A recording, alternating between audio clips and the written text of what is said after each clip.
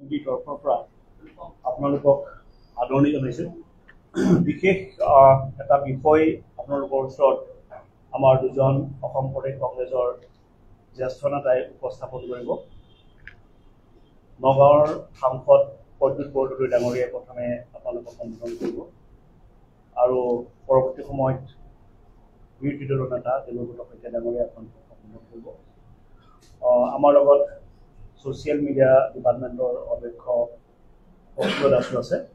মই প্ৰথমেই সন্মানীয় প্ৰদ্যুৎ বৰদলৈ ডাঙৰীয়াক তেখেতৰ বক্তব্য আগবঢ়াবৰ কাৰণে অনুৰোধ জনাইছোঁ। Good morning. আজি আমাৰ কংগ্ৰেছ বিধায়িনী দলৰ দলপতি শ্ৰী দেৱব্ৰত শইকীয়া আৰু মোৰ লগতে আমাৰ দুইজন অধ্যক্ষ ছ'চিয়েল মিডিয়া ডিপাৰ্টমেণ্ট আৰু মিডিয়া ডিপাৰ্টমেণ্টৰ দুইজন অধ্যক্ষ দুইজন আছে ইয়াতে। আমি কংগ্ৰেছ দলৰ হৈ কেইবাটাও বছৰৰ পিছত 2 ঘণ্টা 40 মিনিটৰ কাৰণে মণিপুৰ ভ্ৰমণ কৰিলে।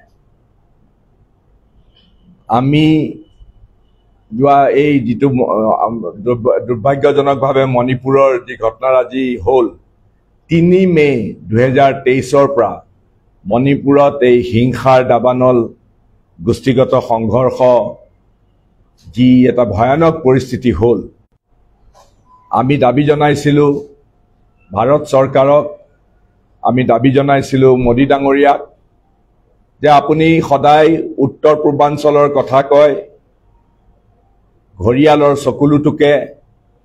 মণিপুৰত যি সন্ত্ৰাস হিংসা ইয়াৰ যি জুই জ্বলিছে, আপুনি এবাৰ গৈ পেলাই সেই জুই প্ৰশমিত কৰিবৰ কাৰণে অনুগ্ৰহ কৰি এবাৰ চেষ্টা কৰক। মোদী ডাঙৰীয়াই মুখেৰে নামাতিলে। এতিয়া এই প্ৰায় 2.5 বছৰ হ'ল। 2.5 বছৰ মোদী ডাঙৰীয়াই ইতিমধ্যে মণিপুৰলৈ আহিবলৈ তেখেতৰ সময় নহ'ল, কিন্তু তেখেতে 39খন দেশ হাজাৰ হাজাৰ কিলোমিটাৰ দূৰত্ব অতিক্ৰম কৰি তেওঁ এই সময়ছোৱাত 39খন দেশলৈ তেওঁ ভ্ৰমণ কৰিছে। কোনোবা দেশলৈ তেওঁ 3বাৰ 4বাৰকৈ গৈছে। এই সময়ছোৱাত তেওঁ ফ্ৰান্সলৈ 2বাৰকৈ গৈছিলে, ইউনাইটেড ষ্টেটছ অৱ আমেৰিকালৈ তেওঁ 3বাৰ গৈছিলে, United Arab emirates, Saudi Arabia এইবিলাকলৈ তেওঁ 3বাৰকৈ গৈছিলে, ৰাছিয়ালৈ তেওঁ 2বাৰকৈ গৈছিলে। বিভিন্ন জেগা ভ্ৰমি ফুৰিছে, কিন্তু তেওঁ মণিপুৰলৈ আহিবৰ তেওঁৰ সময় নহ'ল। আৰু অৱশেষত 2 ঘণ্টা 40 মিনিটৰ কাৰণে তেওঁ এটা বন্ধ ঘৰৰ মাজত কেইজনমান বাছি অনা লোকক লগ পালে আৰু গুচি গ'ল। তেওঁৰ ভাৰত চৰকাৰৰ যিখিনি কৰণীয় আছে সেই কৰণীয় কামবিলাক কৰিবলৈ আমি আহ্বান জনাই আহিছোঁ। তেওঁ মণিপুৰৰো আহিলে আৰু তাৰপিছত অসমলৈও আহিলে। আমি মোদী ডাঙৰীয়াক ধন্যবাদ জনাইছোঁ যে তেওঁ আমাৰ অসমীয়া জাতিৰ সত্তাক সদায় প্ৰতিনিধিত্ব কৰা ডক্টৰ ভূপেন হাজৰিকাৰ জন্ম শতবাৰ্ষিকী বুলি কৈ তেওঁ 13 ছেপ্টেম্বৰত আহিলে। জন্ম শতবাৰ্ষিকী 8 ছেপ্টেম্বৰৰ পৰা 13 ছেপ্টেম্বৰলৈ তেওঁৰ সুবিধামতেই তাৰ যিটো উদযাপন, সেই উদযাপন তেওঁৰ সুবিধামতেই অসম চৰকাৰে পিছুৱাই দিলে 8 ছেপ্টেম্বৰৰ পৰা 13 ছেপ্টেম্বৰলৈকে। তথাপিও তেওঁ আহিলে, আমি ধন্যবাদ জনাইছোঁ। আৰু তেওঁক ধন্যবাদ জনাইছোঁ অন্ততঃ সেইদিনাখন ভূপেন হাজৰিকাৰ প্ৰতি শ্ৰদ্ধা জনাই তেওঁ কংগ্ৰেছক গালি পৰা ৰাজনীতিটো তাত নকৰিলে। তাৰ বাবে আমি তেওঁক ধন্যবাদ জনাইছোঁ। কিন্তু মোদী ডাঙৰীয়াই দেখাত কোনো ৰাজনৈতিক ভাষণ নিদিলে, কিন্তু তেওঁলোকৰ মোদী ডাঙৰীয়াৰ নেতৃত্বাধীন এই বিজেপি কথা আৰু কামৰ কেইটামান বৰ বিসদৃশ কথা আমাৰ চকুত পৰিলে। তেওঁ সেই অনুষ্ঠানত অতি ভালভাৱে তেওঁ ক'লে যে ভূপেন দা ইউনাইটেড ইণ্ডিয়া বাই হিজ ভইচ। একেবাৰে সঁচা কথা। ভূপেন হাজৰিকাদেৱে বিশ্বজনীন সাৰ্বজনীন তেওঁৰ সংগীত we are on the same boat brothers বুলি কৈ ব্যক্তিয়ে এইটো কথা ক'লে, কিন্তু তাৰ বিপৰীতে বিজেপিয়ে কিন্তু সদায় ভাৰতবৰ্ষক হিংসাৰ ৰাজনীতিৰে বিভাজনৰ ৰাজনীতিৰে ভাৰতবৰ্ষক বিভাজন কৰি আছে। তেওঁ আৰু এটা কথা ক'লে মোদী ডাঙৰীয়াই যে উই আৰ টেকিং হিজ সংছ, তাৰমানে ভূপেন হাজৰিকাৰ সংছ and his message and his life journey to every home in India. We are taking. এইটো একেবাৰে মিছা কথা ক'লে তেওঁ। কাৰণ তেওঁ ঘৰে ঘৰে গোটেই ভাৰতবৰ্ষত অসমত ঘৰে ঘৰে তেওঁ এই ভূপেন হাজৰিকাৰ বিশ্বজনীন যিটো বাৰ্তা তেওঁ সেই বাৰ্তাই অনুভৱ কৰিব নাজানে। বিজেপিৰ নেতৃত্বই RSSৰ নেতৃত্বই সেই বাৰ্তাই ভূপেন হাজৰিকাৰ বাৰ্তা তেওঁলোকৰ সদায় পাৰ্থক্য থাকে। তথাপিও মোদী ডাঙৰীয়াই এই অনুষ্ঠানত ভাগ লোৱাৰ কাৰণে আমি তেওঁক ধন্যবাদ জনাইছোঁ। আৰু মোদী ডাঙৰীয়াই অসমৰ যাত্ৰাকালত কেইবাটাও আধাৰশিলা স্থাপন কৰিলে, খুব ভাল কথা। নুমলীগড়ৰ বায়' ৰিফাইনেৰীৰ পৰা আৰম্ভ কৰি গোটেইটো। কিন্তু হয়তো অসমৰ মুখ্যমন্ত্ৰীয়ে তেওঁক অলপ বিপথে পৰিচালিত কৰিলে। মোদী ডাঙৰীয়াই মহা আড়ম্বৰপূৰ্ণভাৱে এই নাৰেংগী কুৰুৱাৰ যিখন ব্ৰহ্মপুত্ৰৰ ওপৰৰ দলং, সেই দলংখন তেওঁ আধাৰশিলা স্থাপন কৰিলে বুলি কৈছে। চৰকাৰেও সেইটো প্ৰচাৰ কৰিলে। কিন্তু হিমন্ত বিশ্ব শৰ্মাই চাগে মোদী ডাঙৰীয়াক ক'বলৈ পাহৰিলে বা কোৱাৰ কোনো প্ৰয়োজনীয়তা অনুভৱ নকৰিলে যে অসমৰ প্ৰাক্তন মুখ্যমন্ত্ৰী প্ৰয়াত তৰুণ গগৈ ডাঙৰীয়াই 2016 চনৰ 1 মাৰ্চত সেই দলংখনৰ আধাৰশিলা অসমৰ মুখ্যমন্ত্ৰী হিচাপে আধাৰশিলা স্থাপন কৰিছিলে। অন্ততঃ সেইটো এটা ৰাজনৈতিক শালীনতাবোধ অসম চৰকাৰৰ আৰু মোদী ডাঙৰীয়াৰ থকা দৰকাৰ আছিল। আমি এই কথাটো আঙুলিয়াই দিছোঁ। মোদী ডাঙৰীয়াই লগতে বহুত কথা ক'লে। পিছত দৰঙত মঙলদৈত তেওঁ বহুত কথা ক'লে। তেওঁ অপাৰেশ্যন সিন্দুৰৰ কথা ক'লে। অপাৰেশ্যন সিন্দুৰত বোলে কংগ্ৰেছৰ নেতৃত্বই পাকিস্তানৰ পক্ষ লৈছিলে। বোকাত মিছা কোৱাৰ তেওঁৰ প্ৰবৃত্তি আছেই, সকলোৱে জানে। আজি ভাৰতবৰ্ষত সকলোৱে জানে যে দিনক ৰাতি কৰা, ৰাতিক দিন কৰা প্ৰবৃত্তি তেওঁৰ আছে। কিন্তু কংগ্ৰেছ দলে ভাৰতীয় সৈন্য বাহিনীৰ পক্ষত থিয় হৈ ভাৰতীয় সৈন্য বাহিনীৰ প্ৰশংসা কৰাৰ কথা ৰেকৰ্ডত আছে সদায়। আনকি মই এই কথাটো এইকাৰণে ক'ব খুজিছোঁ যে পাৰ্লিয়ামেণ্টত যেতিয়া এই বিষয়ে আলোচনা হৈছিলে তেতিয়া আমাৰ ৰাহুল গান্ধী ডাঙৰীয়াই অন ৰেকৰ্ড কথা কিছুমান কৈছিলে।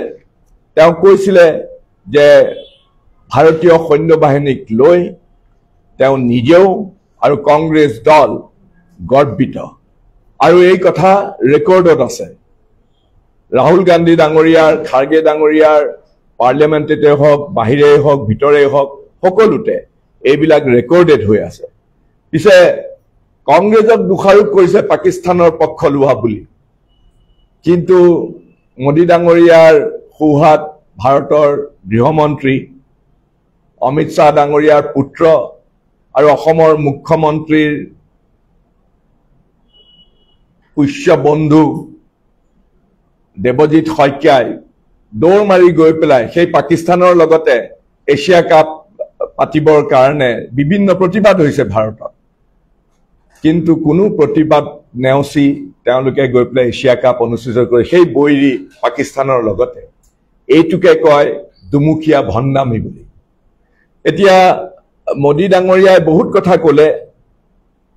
কংগ্ৰেছক গালি পৰাটো তেওঁৰ অভ্যাস, আৰু বিশেষকৈ জৱাহৰলাল নেহৰুক গালি পৰাটো তেওঁৰ এটা বহু পুৰণা বেমাৰ।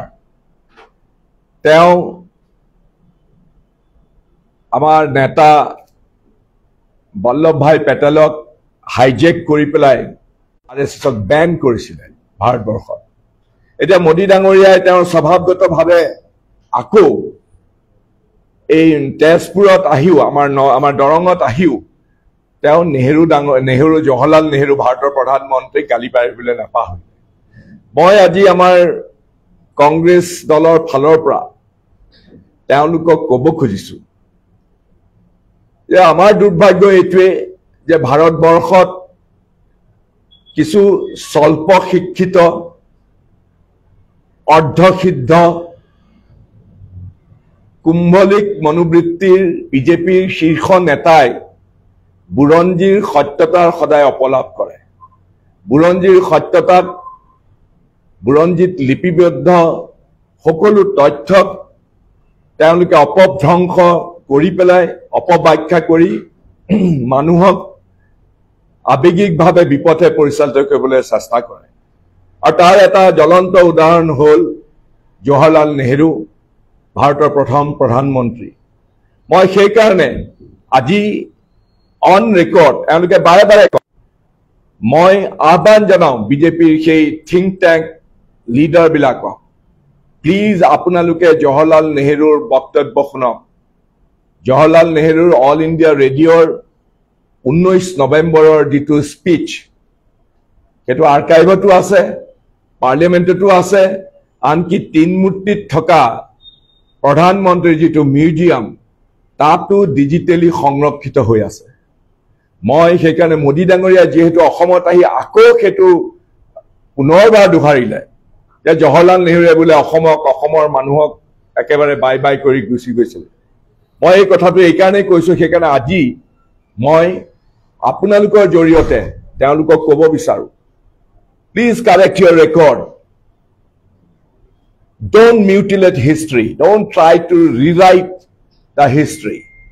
মই তেওঁলোকক ক'ব খুজিছোঁ, জৱাহৰলাল নেহেৰুৱে 19 নৱেম্বৰ 1962 চনত অল ইণ্ডিয়া ৰেডিঅ'ৰ যোগেদি যিটো স্পীচ দিছিলে, মই তাৰ কিয়দ অংশ মই নিজে কৰিবলৈ চেষ্টা নকৰোঁ।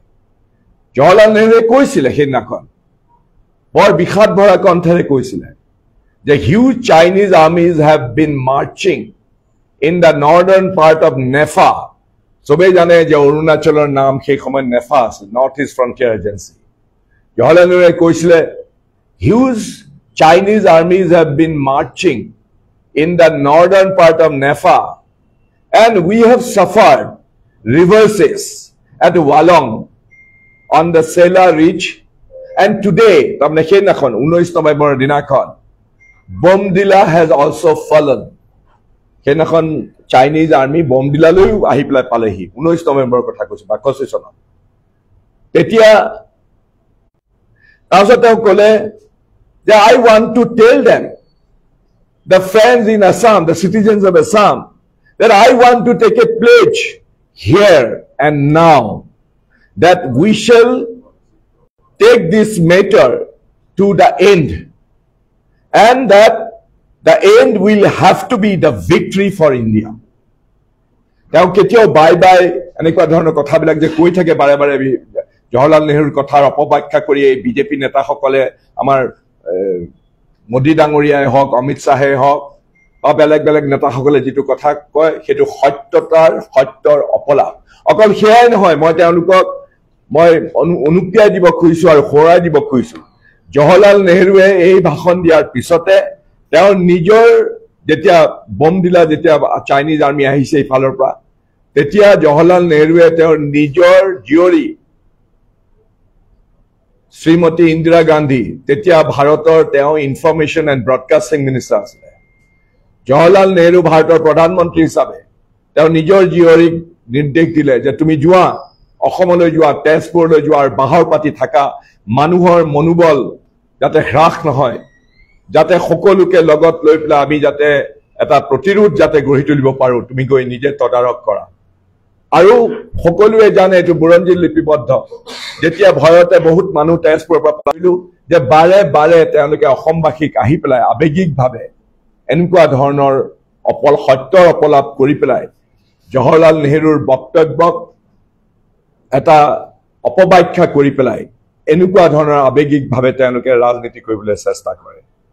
আৰু তাৰ বিপৰীতে মই আকৌ সোঁৱৰাই দিব খুজিছোঁ, এইজন মোদী ডাঙৰীয়া সেই একেজন মোদী ডাঙৰীয়া যিজন আৰু অন্য কেইখনমান দেশলৈ গৈছিলে যেতিয়া পেহেলগামৰ ঘটনা হ'ল তেওঁ বিদেশত আছিলে কিন্তু পেহেলগামৰ পৰা তেওঁ বাহিৰে পেহেলগাম নহয় তেওঁ বিদেশৰ পৰা বাহিৰে তেওঁ নিয়মমতে জম্মু এণ্ড কাশ্মীৰৰ পেহেলগামলৈ দৌৰ মাৰি যাব লাগিছিলে কিন্তু তেওঁ নাহিলে তেওঁ কি কৰিলে তেওঁ বিদেশৰ পৰা আহি বাহিৰে তেওঁ বিহাৰত গৈ পেলাই ইফালে গোটেই আৰ্তনাদ পাকিস্তানী সন্ত্ৰাসবাদীয়ে ভাৰতীয় আমাৰ টুৰিষ্টসকলক আক্ৰমণ কৰি পৰিয়াল বিধ্বস্ত চাৰিওফালে মানুহে একেবাৰে ম্ৰিয়মান হৈছে আৰু সেই সময়ত মোদী ডাঙৰীয়াই বিদেশৰ পৰা বাহিৰে বিহাৰত আহি তেওঁৰ প্ৰথমখন বিহাৰৰ ইলেকশ্যন সম্পৰ্কীয় তেওঁৰ ইলেকশ্যন মিটিংখন আৰম্ভ কৰিলে নিৰ্বিকাৰ নিৰুদ্বিগ্ন গড়ৰ চামৰাৰ দৰে মানে তেওঁৰ গোটেই অনুভূতিখিনি তেওঁ কোনো ধৰণৰ এটা শকত ছালৰে সৈতে তেওঁ এই অসমলৈ আহি উত্তৰ পূৰ্বাঞ্চললৈ আহি ঘৰিয়ালৰ চকুলো নুটুকিবলৈ আমি কংগ্ৰেছ দলৰ পৰা আপোনাক সকীয়াই দিছোঁ এইখিনিয়ে মোৰ ক'ব লগা আৰু মোৰ লগত মোৰ সতীৰ্থ আছে সতীৰ্থয়ো আপোনালোকক নিশ্চয়কৈ এষাৰমান কথা ক'ব তুমি এই দেশলৈ আহি যোৱা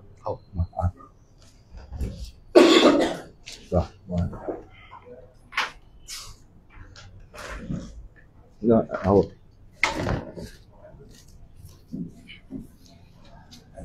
কৰা বুলি হ'বই কিন্তু শেহতীয়াকৈ ভূপেন হাজৰিকাৰ একমাত্ৰ পুত্ৰ তেজ হাজৰিকায়ো বিজেপি দলক সমালোচনা কৰিছে ভূপেন দাৰ ভাৰত ৰত্নকে আদি কৰি যি এতিয়া জন্ম শতবাৰ্ষিকী পালন কৰা বিজেপিয়ে এই গোটেইখিনি অসমৰ মানুহৰ ওপৰত মন জয় কৰি স্পষ্টকৈ কৈছে আৰু আমিও দেখা পালোঁ ভূপেন হাজৰিকাৰ গান তেওঁ কিমান ভাল পায় এই কথা ক'বলৈ গৈছে কিন্তু তেওঁলোকৰ দলটোৱে যিবিলাক কাম কৰে সেইবিলাক ভূপেন হাজৰিকাৰ নীতি আৰু আদৰ্শৰ যে পৰিপন্থী কাম কৰে এয়া স্পষ্টভাৱে ভূপেন হাজৰিকাৰ লিখনি তেখেতৰ গীতত আমি পাব পাৰোঁ আৰু নিদি দ্বিতীয় শ্ৰেণীৰ নাগৰিকৰ কথা কয় ধৰ্মান্তৰৰ কথা কয় তেওঁলোকে যি ভূপেন হাজৰিকাৰ গান আছিল সেই গানৰ সম্পূৰ্ণ বিপৰীত কথাবিলাক যে কয় এই তাৰ স্পষ্ট উদাহৰণ হ'ল যে ধৰ্ম নিৰপেক্ষতা যদিও আমাৰ ভাৰতৰ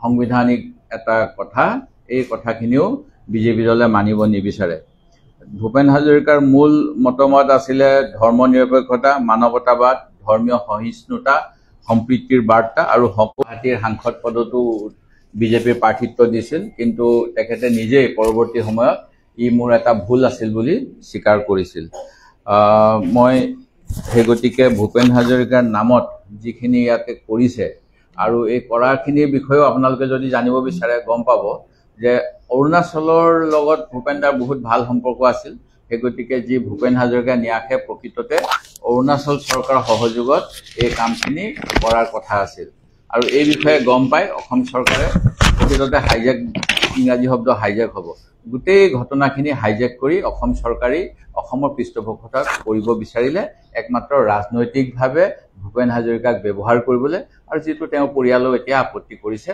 আমিও এই কথা অনুভৱ কৰোঁ যিহেতু ভূপেন দাৰ একমাত্ৰ পুত্ৰ আমেৰিকাৰ পৰা ইয়ালৈ আহিলে তেখেতকো মঞ্চত এটা পৰিচয় চিনাকি কৰাই নিদিলে তাত ইমান সময় 2 ঘণ্টা নে কিমান সময় গোট কৰা আছিলে সঠিকভাৱে ব্যৱহাৰ কৰাৰ বাবেই নকৰিলে দ্বিতীয় কথা এটা হ'ল গুৱাহাটীৰ এখন জনসভাত 2014 চনৰ ফেব্ৰুৱাৰী মাহতে মোদী ডাঙৰীয়াই কৈছিল 16 মে 2014 পিছত বিদেশীসকলে বিদায় ল'ব লাগিব কিন্তু প্ৰকৃততে অনুপ্ৰৱেশ বন্ধ কৰাৰ সেই প্ৰতিশ্ৰুতি আৰু বিদেশী খেদুৱাৰ প্ৰতিশ্ৰুতি আজিলৈকে পালন নহ'ল বৰঞ্চ ক'লে যে অসমত আৰু অন্যান্য অঞ্চলত বোলে অনুপ্ৰৱেশ হৈ আছে যদি অনুপ্ৰৱেশ হৈ আছে তেতিয়াহ'লে কেন্দ্ৰীয় বিজেপি চৰকাৰ আজি 12 বছৰ আছে তাৰ বাবে তেখেতসকলে দায়িত্ব ল'ব লাগে নে নালাগে তেওঁলোকে কিয় আমাৰ সীমান্ত সুৰক্ষা কৰিম বুলি কৈছিল এতিয়া যিটো কোৱা হয় যে বিদেশীক অসমলৈ কংগ্ৰেছ দলে আনিছিল কিন্তু যোৱা সময়ছোৱাৰ যদি তথ্য চাওঁ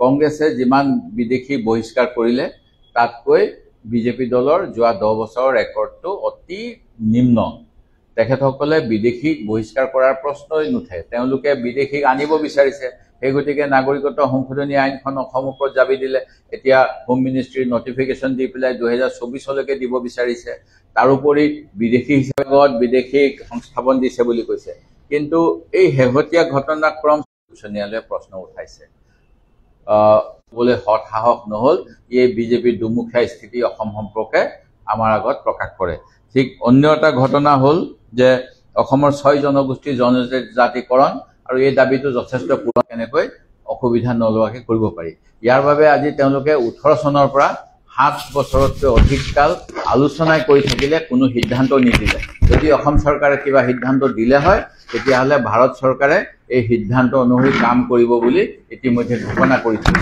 কিন্তু তেওঁলোকৰ যেহেতু জনজাতিকৰণ কৰিবলৈ মন নাই সেই গতিকে এই গোটেই বিষয়টো 2016 চনৰ ভিজন ডকুমেণ্টত থকাৰ পিছতো 2019 চনত নাগৰিকত্ব সংশোধনী আইনৰ প্ৰতিবাদ কিছু প্ৰশমিত কৰিবলৈ ৰাজ্যসভাত এই সম্পৰ্কত বিল উত্থাপন কৰাৰ পিছতো 2020 চনত ডক্টৰ হিমন্ত বিশ্ব শৰ্মা ডাঙৰীয়াই অক্টোবৰ মাহৰ ভিতৰত ৰিপৰ্ট সাবমিট কৰি কেন্দ্ৰক জমা দিম বুলি কোৱাৰ পিছতো 2021 চনত পুনৰ নিৰ্বাচনৰ সময়ত তেওঁলোকে যি 10টা প্ৰতিশ্ৰুতি দিছিল অসমৰ জনগণক তাত স্পষ্টভাৱে উল্লেখ কৰাৰ পিছতো আজিলৈকে এই ক্ষেত্ৰত কোনো কাৰ্য ব্যৱস্থাই নললে আৰু শেহতীয়াকৈ তেওঁলোকে কৈছে যে কংগ্ৰেছ দলৰ গাতহে ইয়াৰ বাবে জগৰীয়া কিন্তু যদি কংগ্ৰেছ দলে কেতিয়াও জগৰীয়া নহয় কাৰণ কংগ্ৰেছ দলে যিখিনি কথা কৈ আছিল 1996 চনৰ লোকসভাৰ হাউস পেনেলৰ ৰিপৰ্টত যেনে ধৰণে উল্লেখ আছে সেই অনুসৰি কংগ্ৰেছ দলে এইখিনি দিব পৰা সম্ভৱ বুলি কৈ আছে কিন্তু যদিহে অসম্ভৱ তেতিয়াহলে বিজেপি দলে কিয় 2016 চনত ভিজন ডকুমেণ্টত এই প্ৰতিশ্ৰুতি দিছিল 2019 চনত কিয় ৰাজ্যসভালৈ বিল উত্থাপন কৰিছিল 2020 চনত ডক্টৰ হিমন্ত বিশ্ব শৰ্মা ডাঙৰীয়াই অক্টোবৰ মাহৰ ভিতৰত ৰিপৰ্ট সাবমিট কৰিম বুলি কিয় কৈছিল আৰু 2021 চনৰ নিৰ্বাচনৰ প্ৰাক মুহূৰ্তটো যি 10টা প্ৰতিশ্ৰুতি অসমৰ জনগণক ভিজন ডকুমেণ্টৰ অতিৰিক্তভাৱে দিছিল তাতো এই কথা কিয় উল্লেখ কৰিছিল এই কথা মুখ্যমন্ত্ৰীয়ে স্পষ্টভাৱে অসমৰ সকলো ৰাজ্যকে জনাব লাগে আৰু তেখেতে কংগ্ৰেছ দলক যি অপবাদ দিছে এই অপবাদ প্ৰত্যাহাৰ কৰিব লাগে ঠিক অন্য এটা কথা হ'ল অসমৰ চাহ জনজাতিসকলৰ প্ৰতিও কৰা প্ৰবঞ্চনা শেহতীয়া প্ৰবঞ্চনা আমি সকলোৱে গম পালো আজি মন্ত্ৰী বিমল বৰা ডাঙৰীয়াই ডিনাই কৰি আছে কিন্তু আপোনালোকে তেখেতৰ সংবাদমেল আৰু অন্যবিলাক চাব তাত লিখা আছিল যে আমি জুমুৰৰ ৱৰ্ল্ড ৰেকৰ্ড কৰিম কিন্তু তেখেতসকলে বোধকৰো পাহৰি গ'ল গিনিজ বুকক খবৰ দিবলৈ পইচা দিবলৈ বা আৰ্থিক টনাটনিৰ বাবে পইচা জমা নিদিলে তাৰ ফলত সেই ৰেকৰ্ড নহল আৰু ৰেকৰ্ড নোহোৱাৰ পিছত মুখ্যমন্ত্ৰী মহোদয় অলপমান কথাখিনি এভয়েড কৰিবলৈ ললে যে এইটো চাব লাগিব ইত্যাদি কথা ক'লে কিন্তু সেই সময়ত এটাই প্ৰচাৰ কৰি আছিল আৰু সেই কাৰণে স্কুলৰ পঢ়া শুনাৰ ক্ষেত্ৰতো কিছু অসুবিধা হোৱা সত্ত্বেও বহুত ছাত্ৰী ইয়াত অংশগ্ৰহণ কৰিবলৈ আহিছিল যদিও এটা বিতৰ্ক হৈছিল তেখেতসকলৰ গামোচাখন বগা ৰঙৰ হ'বনে হালধীয়া ৰঙৰ হ'ব ইত্যাদি ইত্যাদি সেইবিলাকলৈ মই নাযাওঁ কিন্তু ঘটনাটো হ'ল যে অকল যিটো তেওঁলোকৰ এটা ধৰ্মীয় বা ট্ৰেডিশ্যনেল সাংস্কৃতিক পৰম্পৰা তাক এনেকৈ নাচি বাগি চৰকাৰী খৰচত দেখালেই তেখেতসকলৰ পেটৰ ভাত মুকলি হ'ব নে তেওঁলোকে প্ৰতিশ্ৰুতি দিয়া অনুসৰি 351 টকা মজুৰি তেওঁলোকৰ নিজৰ প্ৰতিশ্ৰুতি 14 চনৰ সেইখিনি ৰূপায়ণ কৰিলে হ'ব এইখিনি ৰূপায়ণ নকৰি একমাত্ৰ নিৰ্বাচনৰ প্ৰাক মুহূৰ্তত 5000 টকাকৈ তেখেতসকলে ৰেজিষ্টাৰ্ড বাগিচাবিলাকৰ শ্ৰমিকসকলক দিয়াৰ ব্যৱস্থা কৰিছে যাৰ যোগেৰে প্ৰায় 7 পৰা 10 লাখ শ্ৰমিক উপকৃত হ'ব সাময়িকভাৱে কিন্তু যিসমূহ ক্ষুদ্ৰ চাহ খেতিয়কৰ বাগিচাত পাত তোলা কামত নিয়োজিত হৈ আছে কৰ্মৰত মহৰীসকল তেওঁলোকৰ বাবে এই চাহ উদ্যোগৰ 200 বছৰীয়া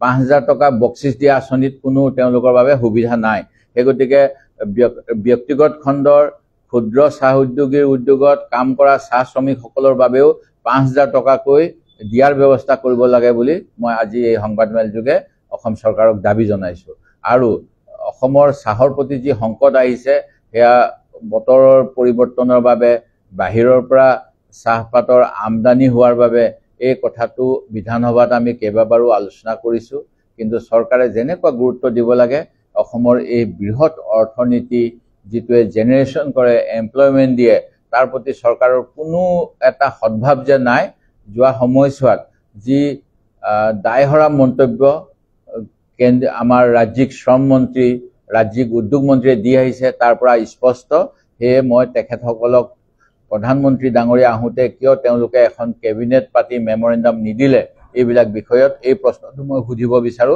কাৰণ অসমৰ অৰ্থনীতি আৰু অসমৰ জনসংখ্যাৰ জনতাৰ रोजगार और अखमर जी सोसाइटेल बेलेंस এই গোটেইবিলাক চাহ উদ্যোগৰ লগত বহুত পৰিমাণে জড়িত হৈ আছে আৰু এই কথাটো প্ৰধানমন্ত্ৰী ডাঙৰীয়াক অসম চৰকাৰে যেহেতু নিজে পৰা নাই, কাৰণ ইয়াত কিছু কেন্দ্ৰীয় নীতিৰ কথা আছে, এক্সপৰ্ট ইম্পৰ্ট পলিচিৰ কথা আছে, এই কথাখিনি অসমৰ স্বাৰ্থত কিয় ক'বলৈ মুখ্যমন্ত্ৰী ডাঙৰীয়াৰ সৎসাহস নহ'ল, এই মই প্ৰশ্ন তুলিছোঁ।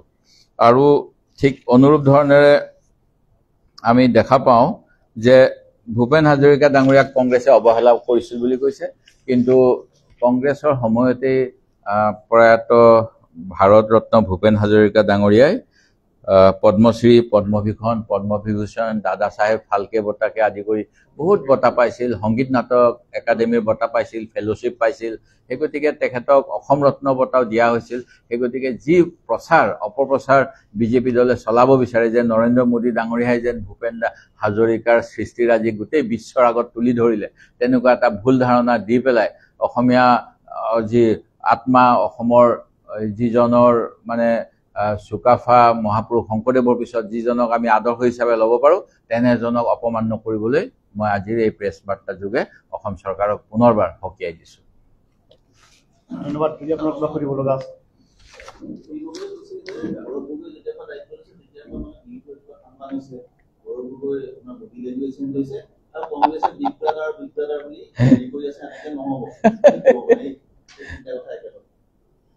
তিনি গগৈ এক হৈ থাকিব লাগে, সিমানেই কম আৰু তাতকৈ বেছি নকওঁ, কমো নকওঁ।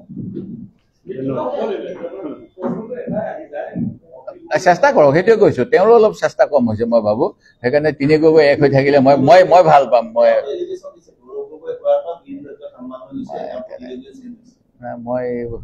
চাব লাগিব, মই চেষ্টা কৰিম চাবলৈ কথাখিনি।